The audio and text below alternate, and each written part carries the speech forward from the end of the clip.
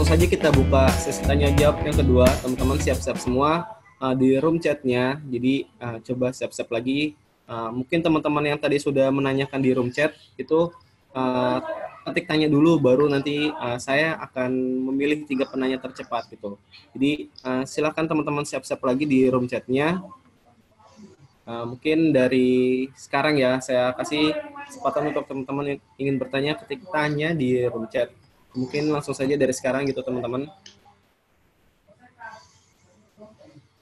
Oke, sudah ada 1, 2, 1 lagi.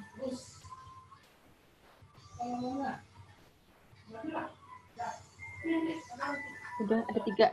Sudah ada 3. Nah, langsung saja ya. Kepada Kak Mareta, dipersilakan Kak, sebelumnya memperkenalkan diri terlebih dahulu dan dari institusi mana dan pertanyaannya gitu Kak. Mungkin langsung saja kepada Kak Mareta, dipersilakan. Halo. Iya. Halo, iya Kak. Assalamualaikum Kak. Waalaikumsalam. Waalaikumsalam. Kak, mau nanya, gimana sih Kak kualitas penelitian kita kalau seandainya kita itu pakai data sekunder? Nah, Ya. terus pertanyaan keduanya, di CISD ada nggak nyediain raw data yang kira-kira bisa diakses gitu? Terus kalau seandainya ada, gimana prosedur aksesnya? Oke. Ya, langsung dijawab ya, Arif. Arif. Oke Kak. Ya Kak, benar Kak. Ya. Jadi di CISD itu sangat banyak raw data dan kita sebenarnya sedang lagi mau ada program untuk ke universitas-universitas yang sekiranya mahasiswa bisa membantu kita untuk misalnya mengolah raw data kita. Itu memang bisa dilakukan dan memang sedang kita mau gencarkan seperti itu. Kenapa? Di CISD sendiri banyak banget data, apalagi data dari teman-teman pencerahan Nusantara di daerah-daerah terpencil itu kan banyak banget data selama 3 tahun, selama 6 tahun itu banyak data. Nah, itu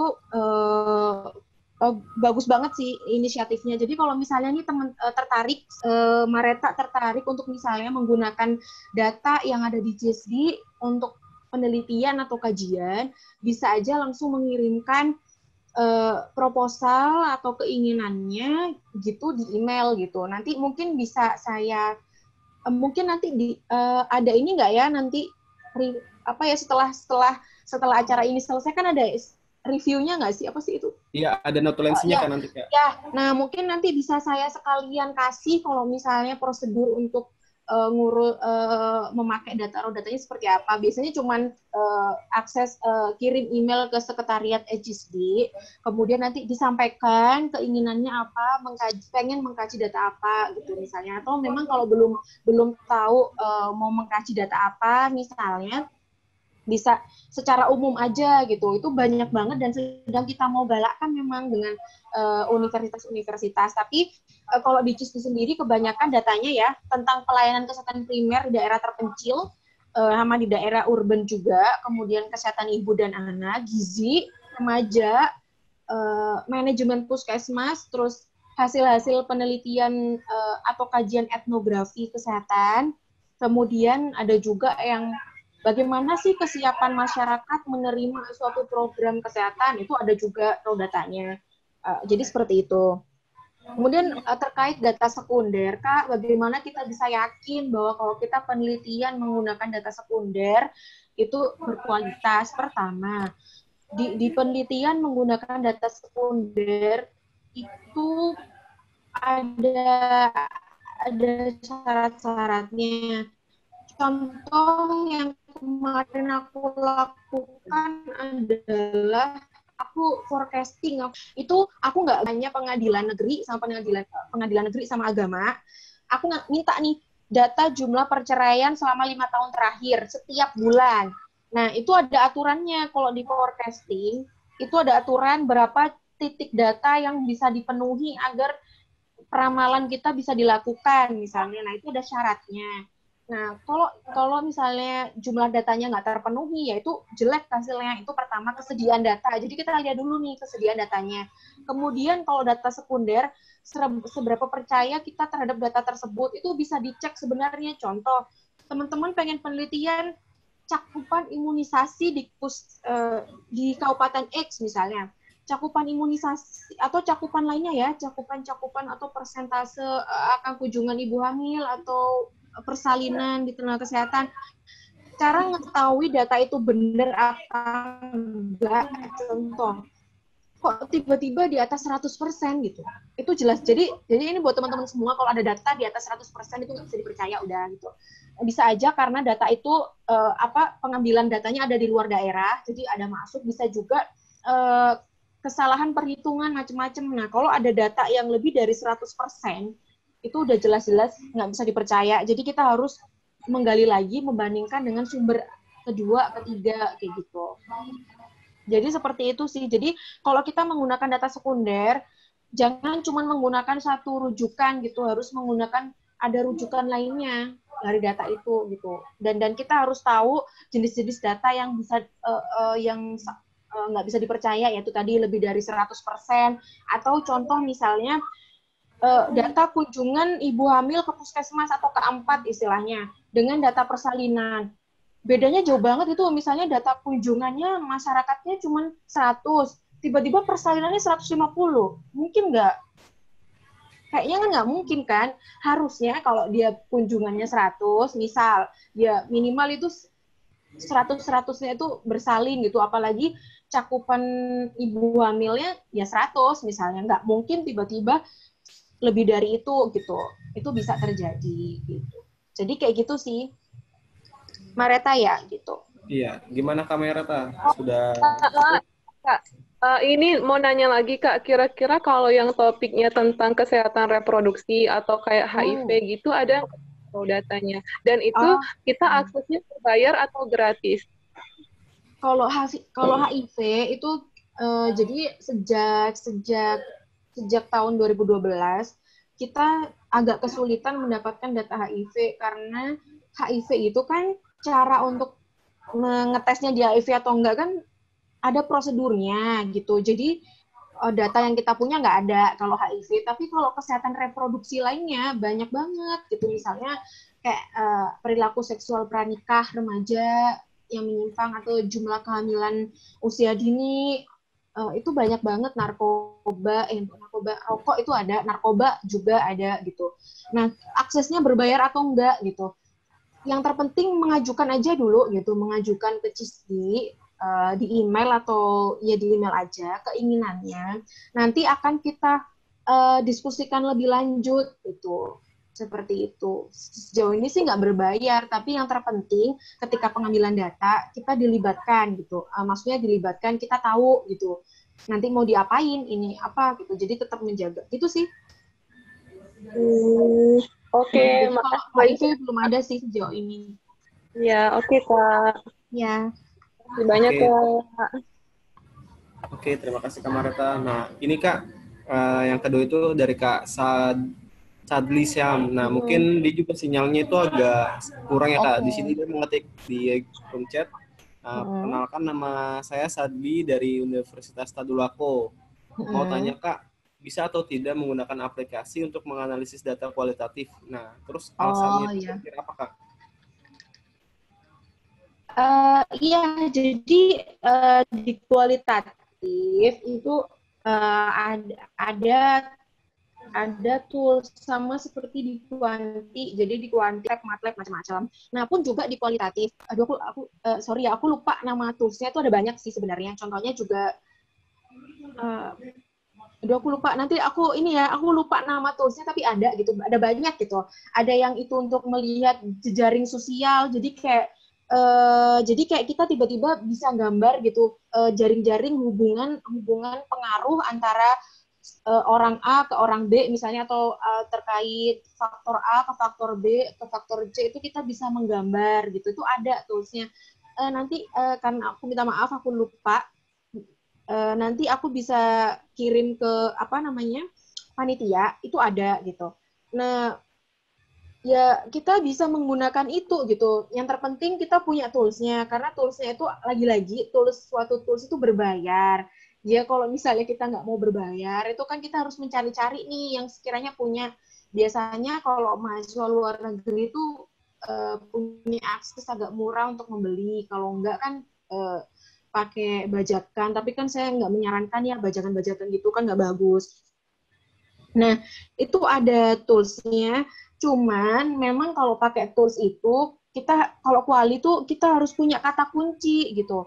Kata kunci apa yang bisa mewakili apa yang kita cari. Jadi, selain memang kata kunci ini perlunya untuk pengolahan data yang di toolsnya, juga untuk pada saat kita bertanya. Jadi, pada saat kita bertanya, usahakan kata kunci itu tertanyakan gitu loh. Jadi kayak gitu. Jadi ketika menganalisis kata kunci itu sudah ada, jadi kita bisa enak gitu. Nah tapi kalau memang kita nggak menggunakan itu, kita juga bisa murni nggak pakai tools, jadi pakai analisis otak kita sendiri dengan kajian literatur ada. Cuman kendalanya adalah seberapa meyakinkan penarikan kesimpulan kita dari dari banyak data yang ada. Itu aja sih. Kita bingung bingung nggak kalau misalnya kan datanya banyak gitu, terus kita harus bisa menyimpulkan itu dalam 1-2 kalimat bahkan ya kayak gitu. Nah, mensedikitkan banyak fakta ke dalam satu kalimat itu kan juga nggak mudah kan, karena kita harus membaca ABCDE. Bener nggak sih ini ada benang merahnya nggak dengan yang pendapat orang X gitu. Aku dulu pernah penelitian kualitatif nggak pakai tools, tapi kita lolos di jurnal gitu, belum jurnal internasional sih, tapi masih jurnal Indonesia waktu kuliah bisa. Tapi kalau sekarang karena di kantor itu disediakan, jadi ya pakai pakai itu toolsnya. Jadi pada saat kita penarikan kesimpulan, kita lebih yakin bahwa kata kunci itu muncul lebih banyak. Ternyata memang ini faktanya gitu. Jadi untuk menunjukkan fakta dengan kata kunci gitu. Oke, jadi gitu ya, Sadi. Mungkin itu Kak Sadi gimana? Oh, kata dia sudah, Kak, terima kasih penjelasannya. Nah, mungkin langsung saja ke penanya selanjutnya itu dari Kak Sri Nur Anggraini. Kepada Kak Sri Nur Anggraini, persilakan Kak. Kak, saya mau tanya, kalau misalnya hasil penelitian itu jika hasil penelitiannya tidak layak, apakah apakah hasil penelitian itu harus dikatakan layak? Apa tidak layak juga tidak apa-apa? Terus kalau misalkan tidak layak, apakah berarti penelitian kita itu gagal dan harus mengulang lagi dari awal atau bagaimana? Terima kasih. Ya, contoh tidak layaknya seperti apa ya? Maksudnya disebut tidak layak itu seperti apa gitu contohnya?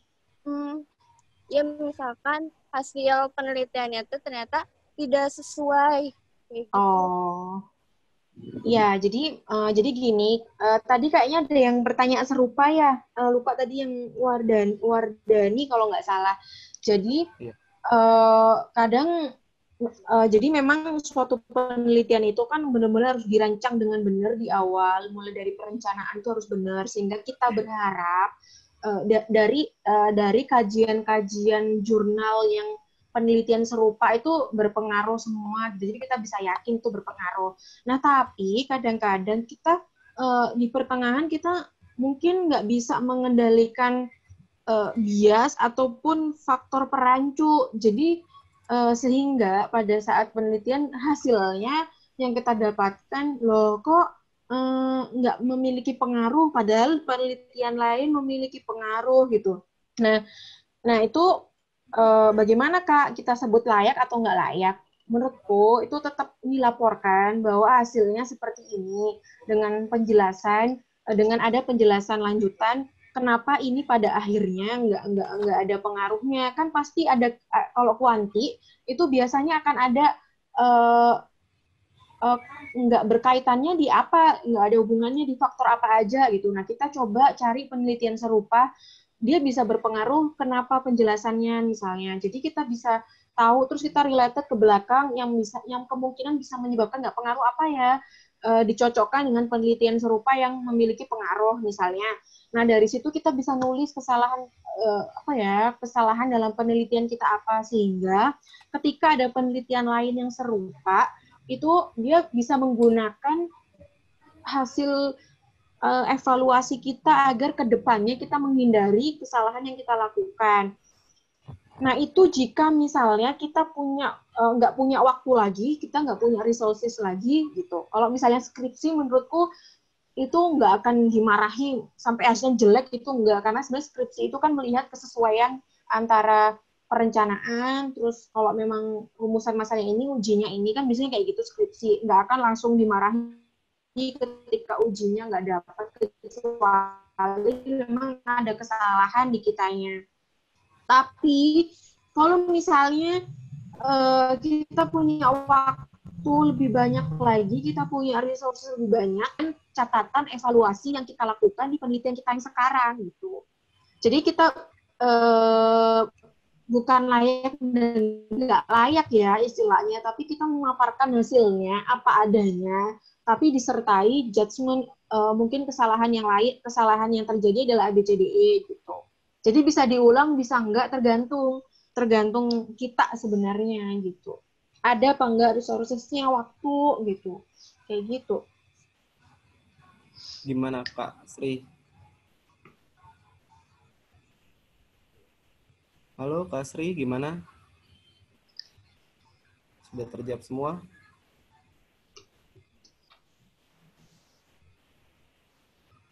Halo Kak Sri?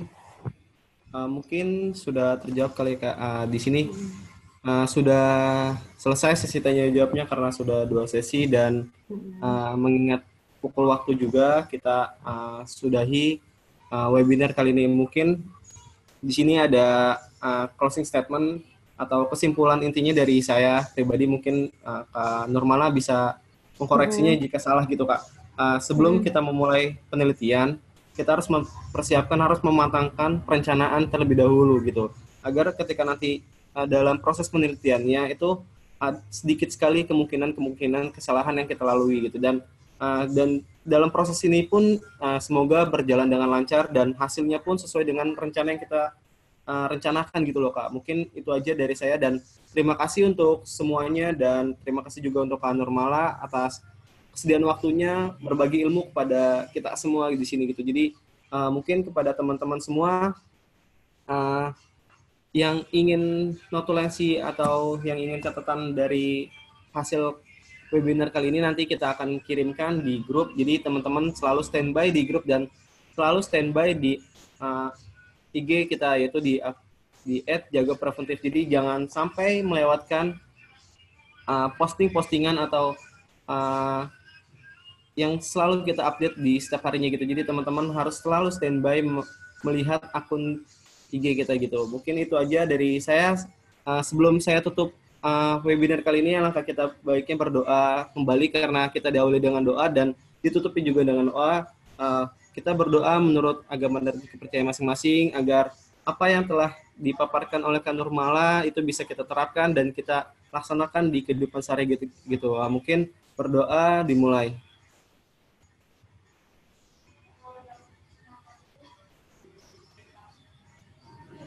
Berdoa selesai. Terima kasih kepada semuanya dan Kak Nurmala. Iya Kak? Arif, aku mau pesen ya ke teman-teman. Boleh nggak? Iya Kak. Boleh Kak, boleh Kak. Jadi misalnya kalau masih ada yang ingin didiskusikan bersama, nanti mungkin panitia bisa share nomorku atau kontakku gitu. Jadi nanti kita bisa diskusi lanjutan di luar itu gitu, karena pasti mungkin ada banyak hal yang ditanyakan juga nanti terkait prosedur kalau misalnya yang mau menggunakan data CISDI misalnya. Nanti mungkin dibantu dari ini kali ya, panitia ya. Iya Kak. Okay. Mungkin nanti yang tadi Kakak bicarakan yang pesan-pesan dan itunya nanti mungkin kita bisa satukan dalam notulensi gitu loh Kak. Jadi teman-teman jangan sampai melewatkan gitu notulensi ini. Jadi jangan sampai live group terlebih dahulu gitu teman-teman. Kan sayang banget teman-teman itu pasti perlu ilmunya gitu. Mungkin sekian dari saya, kurang lebihnya mohon maaf. Wabillahi taufiq wal hidayah. Assalamualaikum warahmatullahi wabarakatuh.